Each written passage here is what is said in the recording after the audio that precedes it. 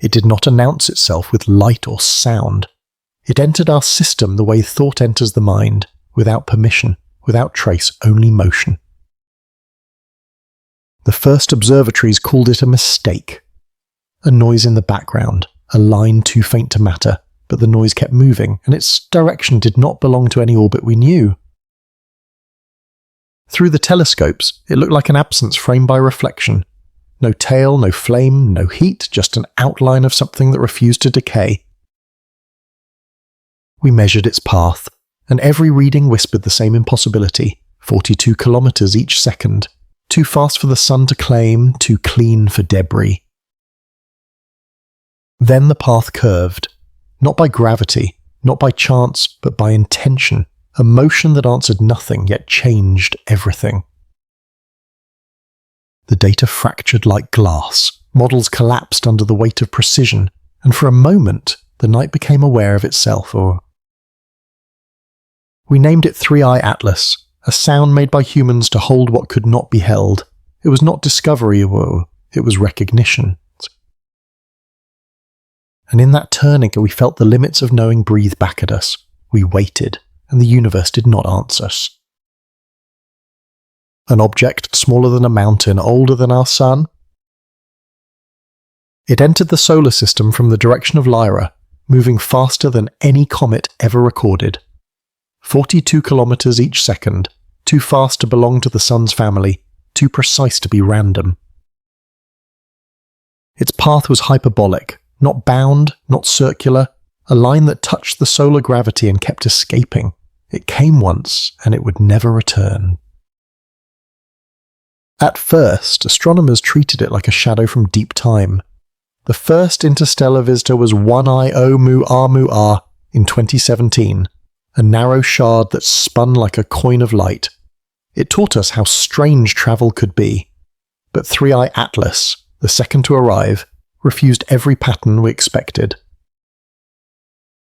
It did not outgas like ice. It did not brighten near the sun. No visible trail, no coma, no vaporized halo, only a silent reflection, shifting faster than explanation. The telescopes at Mauna Kea and Cerro Paranal saw the same. Spectrographs showed a spectrum of volatile elements, but the ratios were wrong. Hydrogen, carbon, oxygen, in combinations that did not match any comet in the solar record. Even the density suggested something else. Too light for rock, too coherent for dust. Some called it debris from a broken world, some called it a messenger, the data called it undefined. Computers ran night after night, feeding models with gravity, magnetism, solar wind, radiation pressure. Every formula held for a moment, then fell apart. Nothing explained this turn, nothing justified the precision. It was not the pull of planets, nor the heat of sunlight. No fragment of calculation could predict the deviation, yet the deviation was real. For a week, the math changed daily. For a month, the models contradicted themselves. By the end of the season, scientists had to admit what the data refused to hide. It was moving against the gradient of force. It was ignoring the map. One astronomer at Paranal wrote in his log, "The object moves as if guided by an invisible rule, one that is not ours." And that note became a question for every telescope on Earth. What kind of motion does not require energy? What kind of path chooses itself? Some suggested internal outgassing too subtle to see, others imagined electromagnetic sails, or a magnetic architecture far beyond chemistry. The theories multiplied, but certainty kept shrinking. For the first time in decades, science stood still. The more data we gathered, the less we could describe. It was no longer a question of measurement, it was a question of meaning. A meaning is not something instruments can detect. Every theory began to fracture. The more precisely we measured, the less we understood. For centuries, gravity had been our anchor. It told us where everything belonged, how it should move, when it would stop, but gravity could not explain what refused to stay. 3i Atlas moved like a thought avoiding completion. No jets, no vents, no mass ejection, still it turned. We simulated everything we could imagine: solar radiation, quantum drift, the subtle drag of dust between worlds.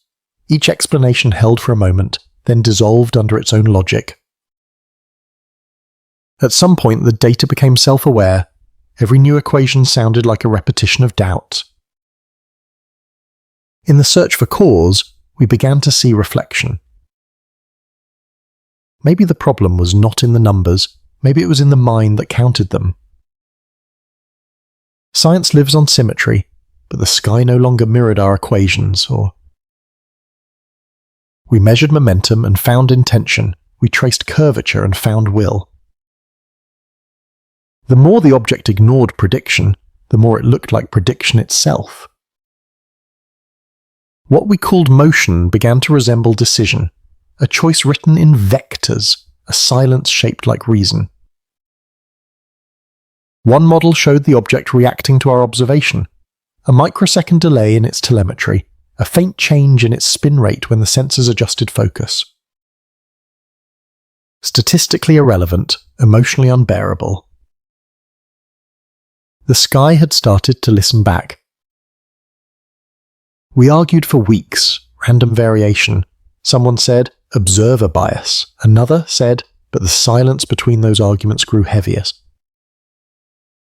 The more we tried to prove the object wrong, the more we felt our certainty thinning.